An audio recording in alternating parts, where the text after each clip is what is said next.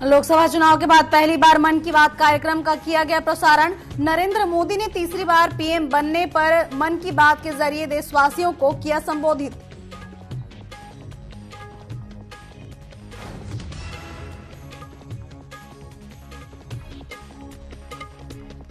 Cabinet मंत्री doctor Premchand Agarwal ने CM Dhami से की मुलाकात। उन्होंने कहा, मुख्यमंत्री धामी राज्य के विकास को लेकर लगातार कार्य कर रहे। प्रधानमंत्री और कई केंद्रीय मंत्रियों से हुई मुलाकात राज्य के विकास में मिल सकती है पत्थर साबित।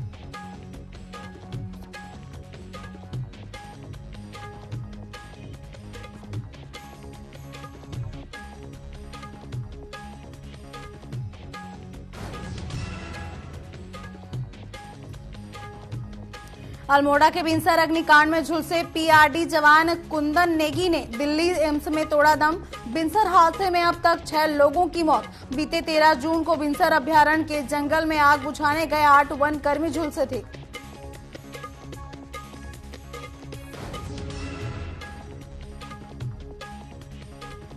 मानसून को लेकर जिला प्रशासन और नगर निगम तैयारियों को पूरा करने का दावा कर रहे हैं। देहरादून की डीएम ने बताया, साफ सफाई के साथ साथ लोगों को जागरूक करने का किया जा रहा काम।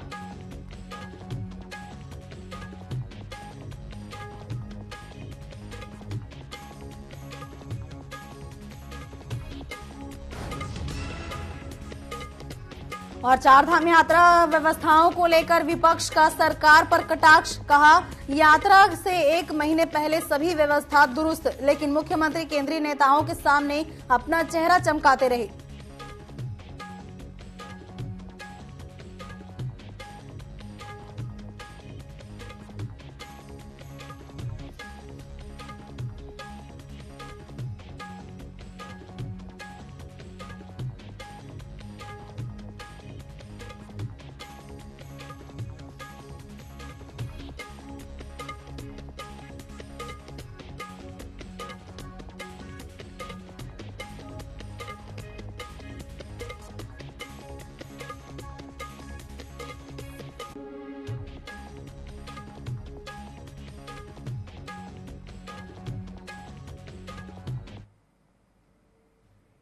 नमस्कार, न्यूज अपडेट देख रहे हैं आप और मैं हूं आपके साथ कमलेश्वरी साहू। तो चलिए रुक करते हैं अब खबरों की ओर। चमोली जिले के बद्रीनाथ उपचुनाव में बीजेपी ने अपना प्रचार तेज कर दिया है। लगातार डोर टू डोर प्रचार प्रसार कर भाजपा प्रत्याशी राजेंद्र भंडारी के पक्ष में वोट की अपील कर रहे हैं। गोपेश्वर में आयोजित प्रेस वार्ता में बीजेपी की प्रदेश प्रवक्ता विनोद सुयाल ने बताया कि बद्रीनाथ उपचुनाव में भाजपा प्रत्याशी को भरपूर समर्थन मिल रहा है। निश्चित तौर पर बद्रीनाथ उपचुनाव में भाजपा प्रचंड मतों से जीत दर्ज करेगी।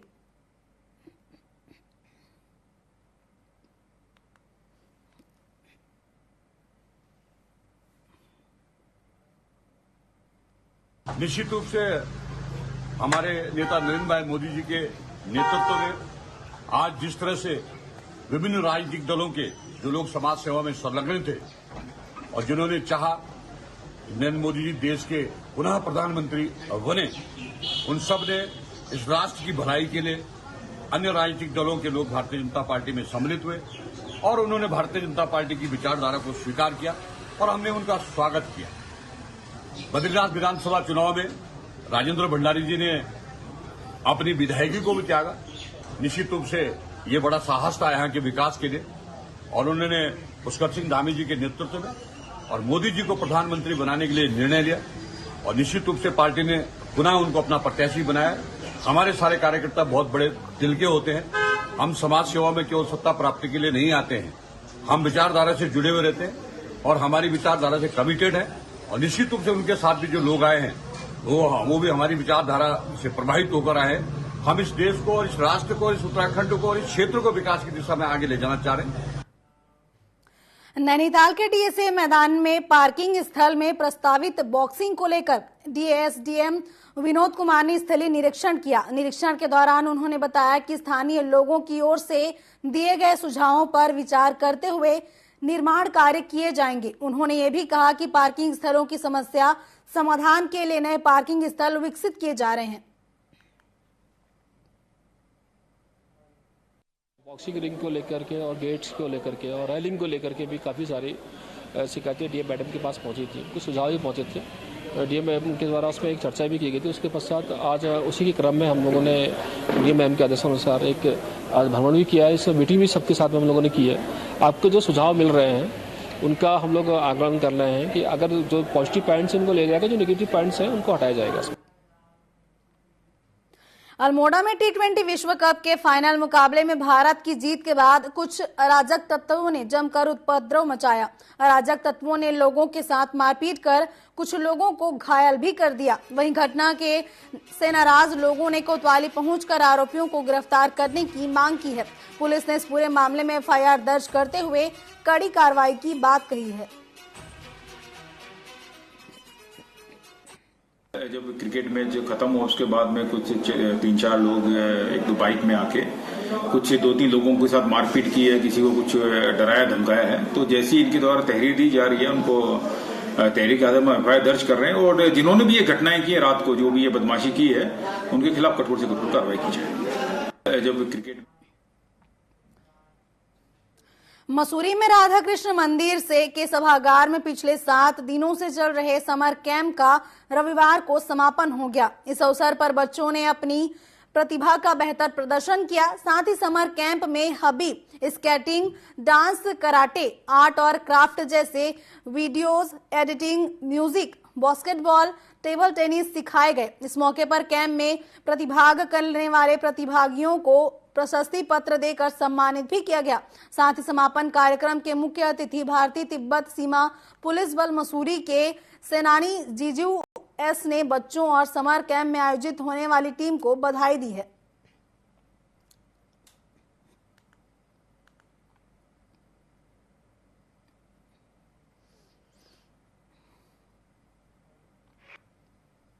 प्रति वर्ष नए कार्यक्रम का आयोजन किया जाता है। पिछले वर्ष अंतर्राष्ट्रीय योग दिवस सप्ताह मनाया गया था मसूरी में। इस वर्ष मसूरी समर कैंप का आह्वान किया गया है, एक आगाज किया गया है और गंगा सिंगल जो हमारी संयोजिका थी उनके नेतृत्व में कार्यक्रम रखा गया और मैं आपको बताना चाहूँगा बहुत ही सफल कार्यक्रम है। इसमें 100 से अधिक बच्चों ने प्रतिभाग लिया, पंजीकरण कराया और करीब 90 से अधिक बच्चों ने इसमें अपने प्रमाण पत्र पाया आज। और हमें उम्मीद है आने वाले समय में ये समर कैंप एक भव्य रूप लेगा। जी हाँ, सचमुच मसूरी को जिसकी जरूरत हुई, बहुत सालों बाद पुनः इसे स्टार्ट किया गया। और पहले जो सर्वे मैदान में हुआ करता था सिर्फ 4 गेमों का समर कैंप होता था, लेकिन इस बार जो समर कैंप हुआ उसमें कई एक्टिविटीज, जिसमें फायर के बारे में बच्चों को ट्रेनिंग दी गई, योगा के बारे में, आर्ट क्राफ्ट, डांस। लेकिन इसका मेन उद्देश्य था कि बच्चे मोबाइल छोड़कर अपनी छुट्टियों में एंजॉय करें और अपनी प्रतिभा को निखारें। आईटीबीपी, थिएटर एसोसिएशन और एमएससी का इसमें महत्वपूर्ण योगदान रहा। हल्द्वानी के काठ गोदाम में बारिश के दौरान पेड़ गिरने की घटना को लेकर सियासत तेज हो गई है। कांग्रेस प्रवक्ता दीपक बुलेटिया इस घटना को लेकर थाने प्राथमिकी दर्ज कराने पहुंचे और जिम्मेदार अधिकारियों के खिलाफ कार्रवाई की मांग की है। दीपक बुलेटिया ने मीडिया से बात करते हुए कहा कि अगर समय रहते इन पेड़ों को संरक्षित नहीं किया गया और अधिकारी ऐसे लापरवाही भरे कदम उठाते रहे तो उन्हें एक बड़े आंदोलन को मजबूर होना पड़ेगा। से घोर लापरवाही बरती जा रही है प्रशासन द्वारा रोड चौड़ीकरण के नाम पर। आपने देखा कि जो पेड़ बहुत सालों पुराने जो वृक्ष थे उनके चारों ओर की जो जड़ें वो खोद दी गई जेसीबी द्वारा, और जो आज वर्षा के चलते वो पेड़ गिर गया क्योंकि उसकी जड़ें कमजोर हो चुकी थी। जान माल का खतरा हो सकता था। एक गाड़ी भी चपेट में आई जो पर्यटक की थी दिल्ली, और जिसमें बच्चा भी बैठा हुआ था। कल से स्कूल भी खुल रहे हैं, सोमवार से स्कूल खुल रहे हैं, बच्चों की आवत जावत होगी और ऐसे कई पेड़ों की इन्होंने जड़ें जो है मिट्टी खोद दी है, जो कि एक खतरा बना हुआ है। हम लोग थाने में ऐसे अधिकारियों के खिलाफ रिपोर्ट दर्ज करने आए हैं क्योंकि ये पब्लिक न्यूसेंस जो इन्होंने किया है।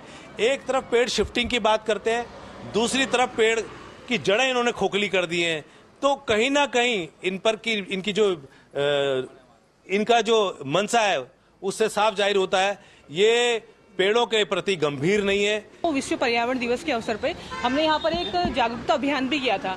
तो हमारा सरकार से, संबंधित सरकार से ये था कि इन पेड़ों को बचा के अगर दूसरा ऑप्शन कुछ तलाशा जा रहा है वहाँ पे छोड़ दिया जाए, जहाँ पे कई साल 100 साल पुराने वृक्ष हैं। और जो भी काम शुरू हुआ चौड़ीकरण का, तो कहीं ना कहीं वो पेड़ था जो ऐसी जद में आ गया कि वो उसकी जो रूट्स थी वो मिट्टी से बाहर आने लगी, तो आज ये इतनी बड़ी दुर्घटना होते होते बची है। तो हमारा संबंधित सरकार से यही एक आग्रह है, अगर हो सके तो इन पेड़ों को बचा लिया जाए, क्योंकि ये सभी के लिए है, सिर्फ एक पर्टिकुलरली किसी पर्सन के लिए नहीं है, ये पूरे समाज के लिए।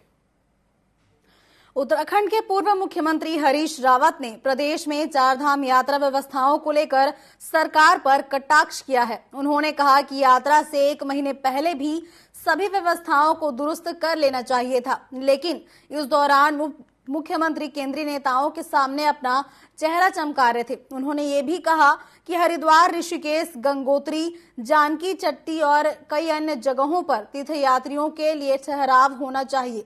इसके अलावा उन्होंने कई अन्य बातें भी कही हैं।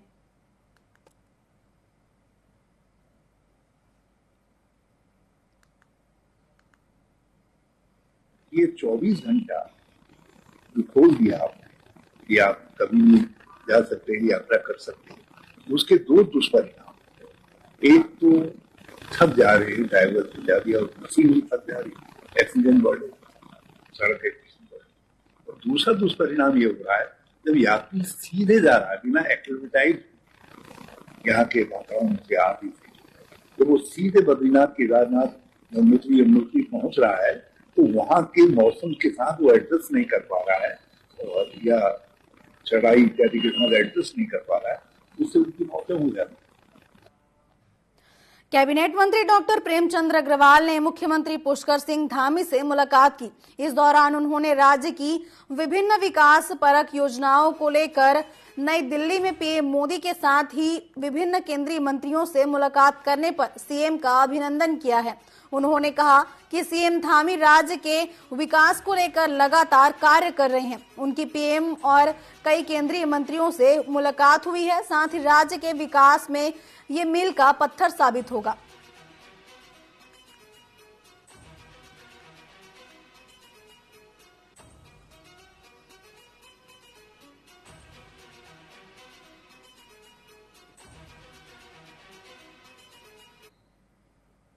देखिए, ये बहुत बड़ी बात है कि कोई भी व्यक्ति लगातार अपने प्रदेश के और उसे आगे बढ़ाने के लिए काम करता हो। ऐसे माननीय मुख्यमंत्री जी का पहला स्थान मुझे लगता है देश के अंदर, कि वो लगातार कैसे माननीय प्रधानमंत्री से, माननीय गृह मंत्री से, अनेकों मंत्रीगणों से वो मिलते हैं, अपने इस प्रदेश की समस्याओं को निराकरण करने के लिए उनसे बातचीत करते हैं, कैसे वहाँ से हमें फंड मिल सके उनसे आग्रह करते हैं। तो लगातार उन्होंने अनेकों मंत्रियों से, केंद्रीय मंत्रियों से और गृह मंत्री जी और विशेषकर माननीय मुख्यमंत्री से उन्होंने भेंट की है। ओम बिरला साहब जो हमारे लोकसभा अध्यक्ष, उनसे भेंट की है, बधाई के साथ साथ अपने प्रदेश के विकास की बात की है। तो मैं इनका बहुत धन्यवाद कर रहा हूँ और उम्मीद कर रहा हूँ आने वाले टाइम पे इसका हमें लाभ मिलेगा। लोकसभा चुनाव 2024 के संपन्न होने के बाद आज पहली बार मन की बात कार्यक्रम का प्रसारण किया गया। नरेंद्र मोदी ने तीसरी बार प्रधानमंत्री बनने के बाद मन की बात के जरिए देशवासियों को संबोधित किया। साथ ही इस अवसर पर बुद्धा टेम्पल, क्लेमेंटाउन, देहरादून में कार्यक्रम का आयोजन भी किया गया। इस अवसर पर मुख्यमंत्री धामी ने पीएम मोदी के मन की बात कार्यक्रम को सुना और इस दौरान सीएम धामी ने कहा कि प्रधानमंत्री नरेंद्र मोदी ने मन की बात के सभी संस्करणों में हमेशा समाज को जागरूक करने की बात कही है, पर्यावरण को बचाने की बात कही है। साथ ही उन्होंने एक पेड़ लगाने का जो आह्वान किया है, निश्चित रूप से हमें उससे बहुत प्रोत्साहन और प्रेरणा मिलेगी।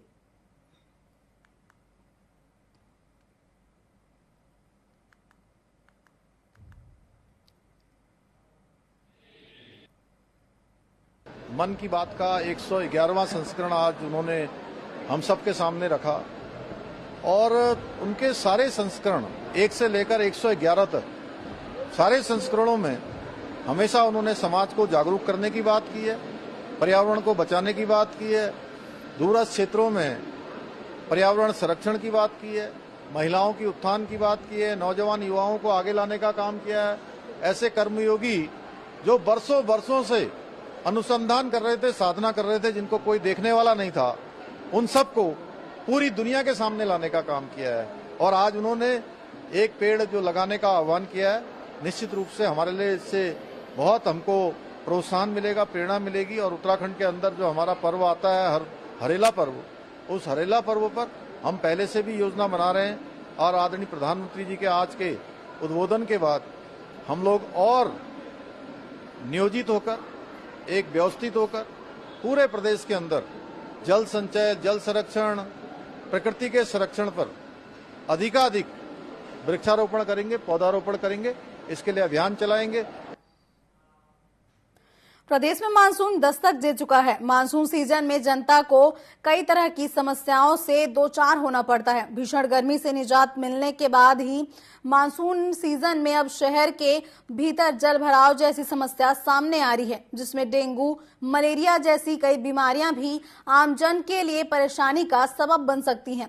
डीएम सोनिका, जिनके पास इस समय नगर निगम प्रशासन का भी चार्ज है, उन्होंने बताया कि साफ सफाई के साथ साथ लोगों को जागरूक करने का भी काम किया जा रहा है। इसके साथ ही नदी नालियों की सफाई को लेकर पेट्रीसाइट और फॉगिंग जैसे अभियान चलाए जा रहे हैं।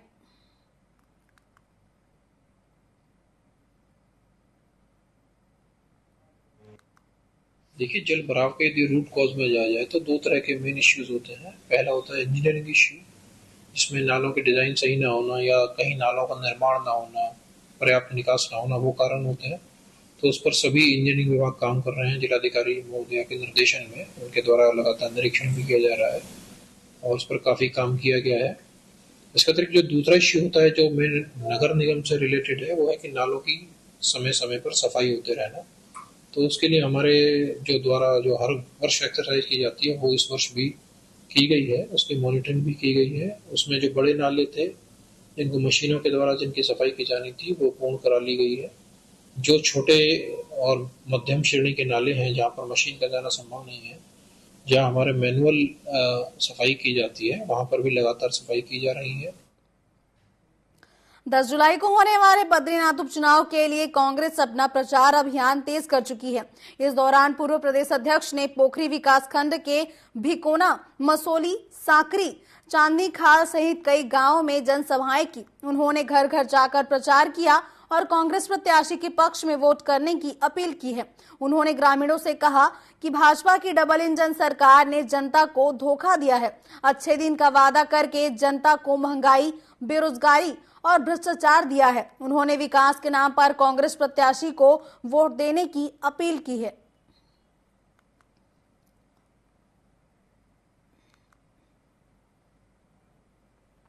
ये खींचने की ताकत जिसके लिए भारतीय जनता पार्टी कुख्यात है, जिसके लिए भारतीय जनता पार्टी इस रूप में कुख्यात है कि 2016 में जब यहां पर कांग्रेस की सरकार थी और कांग्रेस के विधायकों को खरीदने के लिए जो धन बल की बोली लगाई गई, क्या मैं पूछना चाहता हूं कि क्या आज भी भंडारी जी को अपनी तरफ क्या इसी धन बल की ताकत पर भारतीय जनता पार्टी ले गई है? मैं इस बात को पूछना चाहता हूं।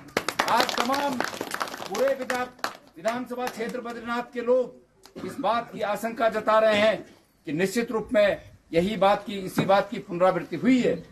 स्वयं भंडारी जी के शब्दों में भंडारी जी ने कहा कि 25 करोड़ तक की तो मेरी बोली लग गई, पर मैं 25 करोड़ तक में नहीं गया। तो आज लोग इस बात से आशंकित हैं, ये जानना चाहते हैं कि क्या 25 का 50 हो गया। अल्मोड़ा पहुंचे केंद्रीय सड़क परिवहन राज्य मंत्री अजय टम्टा ने बिनसर हादसे पर दुख जताया है। अजय टम्टा ने कहा कि सरकार वनाग्नि से निपटने के लिए जल्द ही पॉलिसी लगाएगी। साथ ही बता दें कि बीते 13 जून को बिनसर अभयारण्य के जंगल में आग बुझाने गए 8 वनकर्मी झुलस गए थे। इसमें 4 लोगों की मौत हो गई थी। वहीं दिल्ली एम्स में अब तक 2 लोगों ने भी दम तोड़ दिया है।